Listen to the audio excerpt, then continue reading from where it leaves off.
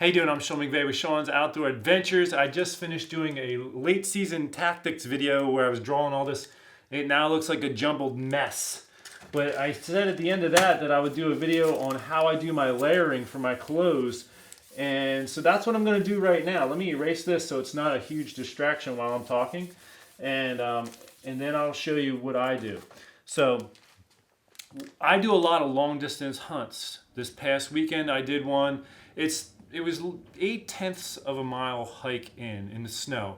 So that's almost a mile. And when you have all your gear and you're going up and down hills, you can really work up a sweat. So what I do for layering and stuff is I typically have base layers. So this is like one of those thin thermal type shirts. I have two of these. They're super thin, so you can put two on and it really isn't bulking you up at all. So I typically wear two of those and a regular set of camouflage pants. And I will also put on a lot of times a fleece jacket or sweatshirt type of a thing. This past hunt I have this fleecy jacket. It's thin but it's warm because it's fleece. Okay, so again with those two layers and this, I'm not very bulky. So I'll just put this jacket on for a second.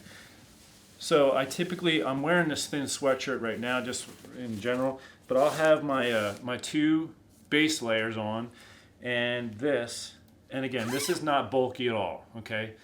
And then, this is just one of my jackets, but I also will sometimes just have like any fleece jacket. It helps provide some warmth. Now this past weekend, I was in 20-degree weather the entire day, and I sat the entire day. You have to have you have to have something that covers your neck. So I pull one of those things over that covers my neck to help keep my neck warm throughout the day. I also wear a winter hat. But then my last layer that I put on, like in this situation, I have this is Wooltimate. I got it from Cabela's. It has wind blocking capabilities, and it's also fairly warm. I just ordered it online, and if I could go back and do it again, I would have. It had like a little square swath of like the camo, and so if you look, there's some green and branchy looking stuff, and it looked kind of like this has some white and branches in it too. And in the late season with snow and stuff, when you're up in a tree, something like this is great. And I thought this was more like this when I purchased it online, but it's a little too creamy. It's not white. It's more of like a cream, so you don't blend in as well in the snow. So if I could go back and do it again, I probably would have gotten something a little different. And I'm just pointing that out in case this is something you look into. But so anyway, this is a heavier jacket. It's warmer. When I get to my tree, I will put toe warmers. I'll take my boots off, put toe warmers, and these have little sticky things on the back. And then I'll put an extra set of wool socks over top. So I have like a thinner pair of socks, the toe warmers, and then I pull a pair of wool socks over that, put it back in my boot. And the boots that I was using this week were 1,200 gram Thinsulate boots, which are currently in the car now that I'm thinking about it. And so I will not be able to show you those, but that's how I handle that.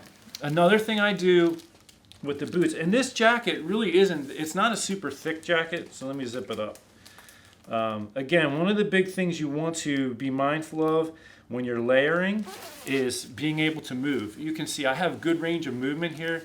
These jackets, like I'll actually zip this up, and that helps cover the neck. This is my grunt call in the pocket there. I just throw this around my neck when I'm all set up. So, but with the two base layers, the fleecy jacket, and then this jacket, I stayed warm enough in 20-degree temperatures all day. I mean, you could be hunting in colder temperatures. The biggest thing is wind. If you are hunting in wind, you definitely need wind breaking capabilities. If you just have fleece, it goes right through the fleece in my experience. So that's not quite going to work. This outer layer has like the wind blocking capabilities, and that's super important. And so I have a total of 4 layers on, the 2 base layers, the fleecy jacket, and this. I have good range of movement. One thing, I used to have a full body suit, which is warm, but you can't lift your arms well to draw your bow back because it just pulls on the whole suit. So I prefer a jacket and pants rather than a full body suit. I also usually wear winter gloves to get to my spot, like thick gloves. And then I have a thinner pair of gloves that I put on when I get to the stand. And I use hand warmers. I think I have one. So here's a hand warmer. You know, I usually take a couple of those. And I have like a hand muff. I'll put a couple of these in the hand muff, and I'll keep my hands in the hand muff in front of me. And when it comes time to shoot or video, then I'll take my hand out and do that. And I usually keep my shooting hand with no glove at all. I'll just use it at the last minute to do the actual shooting. Just because I like the sensitivity of my skin on my face, you know, when I'm anchoring in and stuff. So anyway, I hope that helps a little bit as far as some thoughts. And as far as the pants go, I have like a matching set of pants for these, and I just pull those over top of my other ones when I get to my stand. When I take my boot off to put the toe warmer in, the extra sock, I put the extra pants on. And again, you want to carry as many layers in as possible, because if you're doing a long walk, you can really get hot. And then I usually just put them on at the base of the tree when I'm getting into the tree stand. Hope that helps. Until next time, take care and God bless.